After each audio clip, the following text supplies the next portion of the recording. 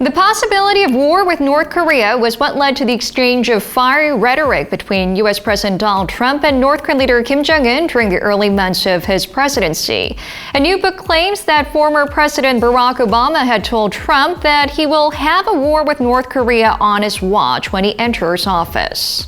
In his book Inside Trump's White House, The Real Story of His Presidency, published on Tuesday, author Doug Wead says that Trump estimated a war with North Korea could result in the deaths of up to 100 million people.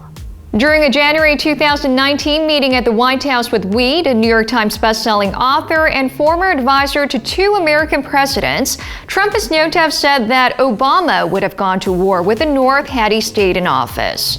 But as the two countries started to engage in dialogue in 2018, Trump appeared to be boasting of the historic step he took to meet the North Korean dictator in person, saying they now have a great relationship, a good chemistry, and they both wanted to avoid conflict.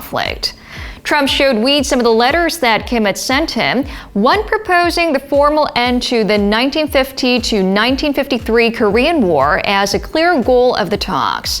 In a letter cited by the author, Kim even calls Trump Your Excellency. Wead claims that the North Korean leader is fascinated by Trump and he wants to make history with him. What White House senior advisor Jared Kushner suggested is more interesting, that Kim had problems with Trump at first because of issues surrounding his own father. In the book, Wead quotes Kushner as observing that the letters clearly show that Kim wants to be friends with Trump, but that goes against what his father told him: never give up the nuclear weapons. Kushner even went on to say that Trump is like a new father figure, so it's not an easy transition.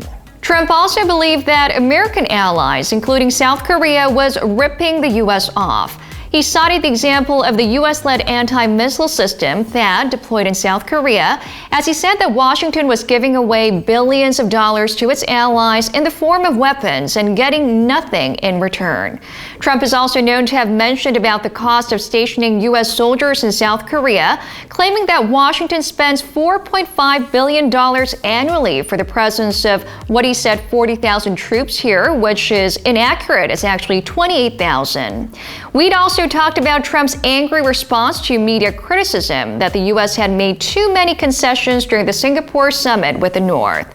The president said nothing that Washington offered during the talks was irreversible, citing the suspension of war games, which according to Trump has saved the U.S. millions of dollars, and added that the U.S. maintains the toughest sanctions against the regime.